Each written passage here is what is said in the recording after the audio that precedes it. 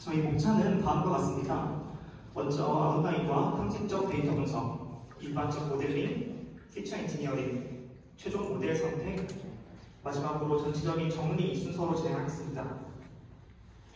먼저 이번 공모전의 주제는 대전시 스마트카드 데이터를 활용한 6월, 7월, 8월 넷째 주에 테스트 데이터를 예측하는 경직대회입니다. 저희 트래픽 트레이서는 지난 준비 기간 동안 교통량을 추적해왔습니다.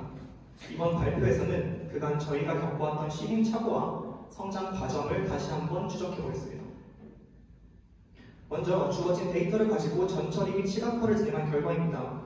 트레인 세트의 승하차 수요를 일별로 확인해봤을 때 평일에 대체적으로 비슷한 수요를 이루고 주말, 특히 일요일에 현저히 낮은 수요를 확인할 수 있었습니다.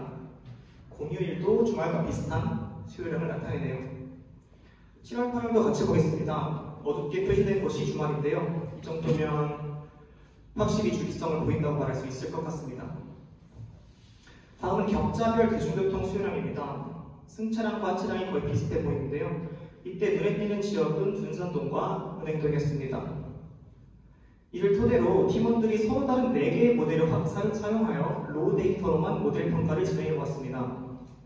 시계열 데이터에 적합한 아리마, 부스팅 모델 라이트 GBM, 수업 시간에 배웠던 랜덤 포레스트와 KNN은 동일한 방법으로 MA 값을 산출했을 때 각각 18.6, 10.3, 5.7, 6.8로 랜덤 포레스트 간의 모델 중 가장 높은 점수를 보였습니다.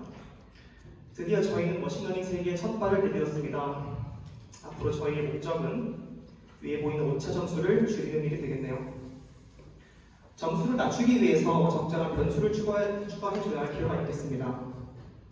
이전 EDA 중 고려했던 연, 월, 일 데이터와 요일 데이터, 공휴일 데이터, 시간을 출근 시간, 퇴근 시간, 주간, 야간으로 그룹화한 캣타임 변수를 추가한 후 랜덤 포레스트로 다시 평가를 진행합니다. 변수들을 추가해주니 확실히 모델이 더 좋은 값의 결과를 내놓는군요. 특성 중요도를 확인해봤을 때 하차 데이터가 약 19%로 엄청 높게 나오고 다른 변수들은 중요도가 미미하다는 것을 이때 알아차리게 됩니다. 그도 그럴 것이 특정 위치, 특정 시간에 하차 수요가 많다면 승차 수요도 비교적 높게 나오는 게 당연하겠죠.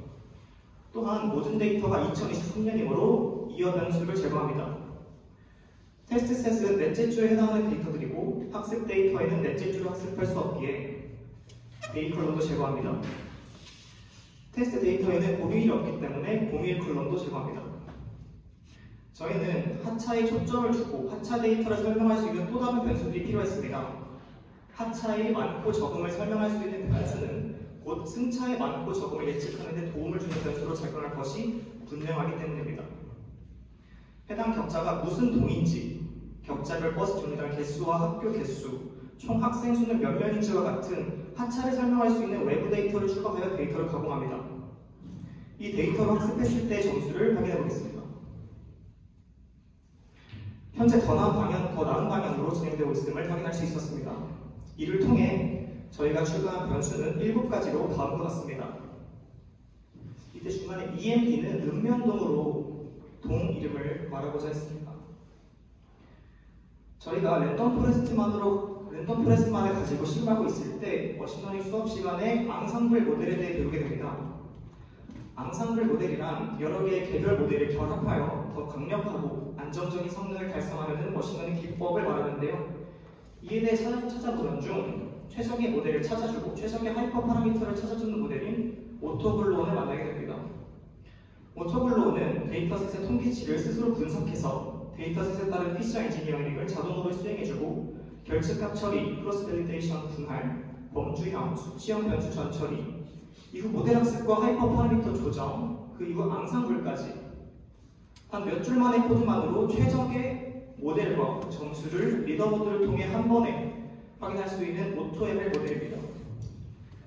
처음에는 얼마나 잘 나오겠어? 생각으로 우리가 가공한 데이터들을 랜덤 스플릿하여 시켜보았는데 MA값 3.95로 이전과는 굉장히 좋은 성능을 보여주었습니다.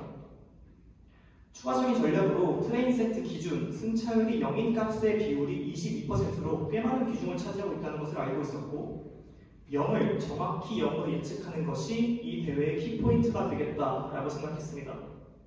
만약 모델이 승차값을 0.8 이하로 예측했다면 모두 0으로 변환하는 작업을 수행한 결과 MA값 3.89로 이전보다 0.05가량 줄일 수 있었습니다. 앞서 무작위로 추출한 데이터를 예측해 봤다면 이번에는 첫 번째, 두 번째 줄을 학습해 셋째 줄을 예측하는 밸리데이션 세트를 따로 만들어 평가해 보았습니다.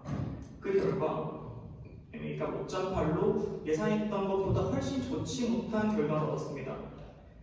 이로 인해 훈련 세트를 한 줄 통으로 나눠서는 안 된다고 판단했고, 그렇다면 첫 번째 시도처럼 랜덤한 밸리데이션 세트를 만들지, 밸리데이션 세트 없이 모든 데이터를 학습시킬지를 고민해야 했습니다. 저희의 가정은 만약 전체 데이터를 학습시킨 모델의 리더보드가 첫 번째 시도, 랜덤으로 분할한 첫 번째 시도와 비교했을 때의 리더보드와 크게 다르지 않다면 더 많은 데이터를 학습시킨 모델을 만드는 편이 더 좋은 성능을 가져다 줄 것이다 였습니다. 실제로 리더보드를 확인했을 때 사용 모델과 스코어가 거의 비슷했고 저희의 최종 모델은 전체 데이터를 학습시킨 모델로 결정하였습니다. 마지막으로 이 공모전이 우리에게 시사하는 바입니다. 향후 발전 계획으로는 모델 성능 평가 중 밸리데이션 셋을 나누는 방법에 따라 오차값이 크게 차이 나는 이유를 설명하기 힘들었는데 이후 앙상블된 모델 하나하나의 세부 동작 과정들을 공부하고 이해함으로써 이 문제를 해결해 나가도록 할 것입니다. 오른쪽 그래프를 보시면 지금껏 우리가 겪어왔던, 걸어왔던 MA 값의 결과를 시각화해 보았는데요. 전반적으로 값이 많이 감소하고 있긴 하지만 언제나 그렇듯 예기치 못한 변수로 목표값에서 멀어지는 일도 있었습니다. 크고 작은 어려움도 분명히 있었지만 저희는 그 가운데 소소한 희망들을 발견하여 왔고 그 가능성을 정말 최선을 다해 저희는 추적하였습니다. 들어주셔서 감사합니다. 교통추적자 트래픽 트레이서였습니다.